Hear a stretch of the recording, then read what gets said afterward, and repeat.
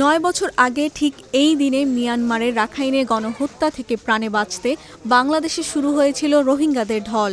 ২০১৭ সালের ২৫ আগস্টের পর থেকে কয়েক সপ্তাহে ৭ লাখের বেশি রোহিঙ্গা পালিয়ে এসেছিল। এ দীর্ঘ সময়ে একজন রোহিঙ্গাকেও মিয়ানমারে ফেরত পাঠানো সম্ভব হয়নি। উল্টো গত ১.৫ বছরে নতুন করে ১,৫৪,০০০-এর বেশি রোহিঙ্গা এই স্রোতে যুক্ত হয়েছে। বর্তমানে উখিয়া ও টেকনাফের ৩৩টি আশ্রয় শিবিরে নিবন্ধিত ও অনিবন্ধিত মিলিয়ে মোট রোহিঙ্গার সংখ্যা ১৪ লাখের বেশি। তো সাম্প্রতিক সময় আমরা কিছু ডেটা সংশোধন করতে পেরেছি। আমরা ইউএনএইচসিআর কাছে পাঠিয়েছি, আর কিছু এখনও তদন্ত অবস্থায় আছে। বাট কতজন এইভাবে নিবন্ধিত হয়েছে এটি জানা মুশকিল, কারণ এটা তো গোপন একটি ব্যাপার এবং তারা আসলে স্বীকার করছে না। যখন এনআইডি করতে যাচ্ছে কিংবা পাসপোর্ট করতে যাচ্ছে তখন বিপদে পড়ার কারণে তারা এসে আসলে আবেদন নিবেদন করছে।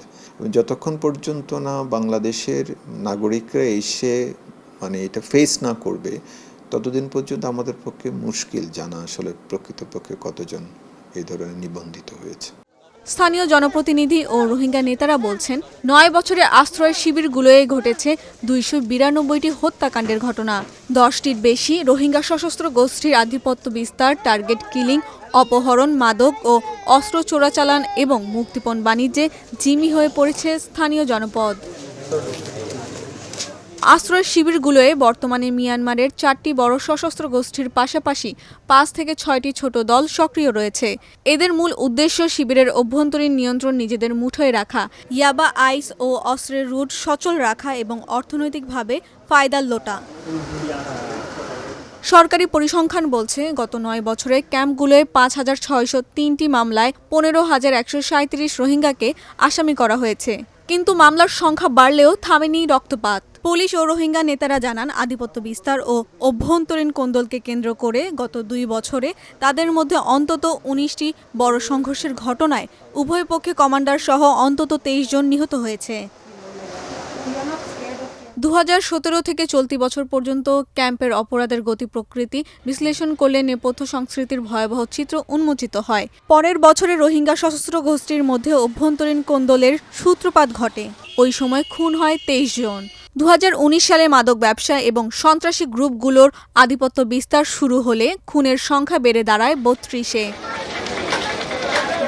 ২০২০ সালে করোনার সময়ও সন্ত্রাসী তৎপরতা থামেনি। ওই বছর খুন হয় ১৬ জন। ২০২১ সালে ২৯ সেপ্টেম্বর রাতে আরসা সন্ত্রাসীদের গুলিতে খুন হন রোহিঙ্গাদের শীর্ষ নেতা এবং Arakan Rohingya society of peace and human রাইটসের চেয়ারম্যান মহিবুল্লাহ। এর পরদিনই একটি মাদ্রাসার ৬ শিক্ষক-শিক্ষার্থীকে হত্যা করা হয়। ওই বছর মোট ৩০ জন প্রাণ হারায়। ২০২২ সালে চাঁদাবাজি ও অপহরণ ব্যাপক রূপ নিলে খুনের সংখ্যা বেড়ে দাঁড়ায় ৪৪-এ। আর ২০২৩ সাল ছিল ক্যাম্পের ইতিহাসে সবচেয়ে বড় রক্তাক্ত বছর। আরসা এবং আরএসওর মধ্যে ক্যাম্পে নিয়ন্ত্রণ নিয়ে নজিরবিহীন রক্তক্ষয়ী সংঘর্ষে নিহত হয় ৮৩ জন। ২০২৪ সালে ২২, পরের বছর ৩০ এবং চলতি বছরে ২০ আগস্ট পর্যন্ত নিহতের সংখ্যা দাঁড়িয়েছে ১২-তে। সব মিলিয়ে গত ৯ বছরে সরকারি নথি অনুযায়ী নিহতের সংখ্যা ২৯২। তবে স্থানীয় জনপ্রতিনিধি ও রোহিঙ্গা নেতারা বলছেন, অনেক হত্যাকাণ্ডের পর ভয়ে বা দুর্গম পাহাড়ের আধারে মরদেহ লুকিয়ে ফেলার কারণে বহু গুম ও খুনের ঘটনা মামলা পর্যন্ত গড়ায় না। প্রকৃত অর্থে গত ৯ বছরে খুনের শিকার মানুষের সংখ্যা ৩২৫ ছাড়িয়ে যাবে।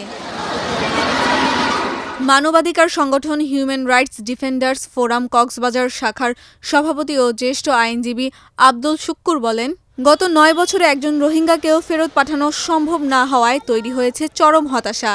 আর এ থেকে জন্ম নেওয়া সশস্ত্র গোষ্ঠীগুলোর অপরাধ সাম্রাজ্য ভেঙে দিতে না পারলে কক্সবাজারের এই জনপদ দীর্ঘমেয়াদী ঝুঁকির মুখে পড়বে। প্রশাসনিক ও সামরিক কঠোর অভিযানের পাশাপাশি আন্তর্জাতিক মহলের কূটনীতিকে সক্রিয় করে দ্রুততম সময়ে টেকসই প্রত্যাবাসনের পথ উন্মুক্ত করাই এই রক্তপাত ও অপরাধের বেড়াজাল থেকে বেরিয়ে আসার একমাত্র পথ।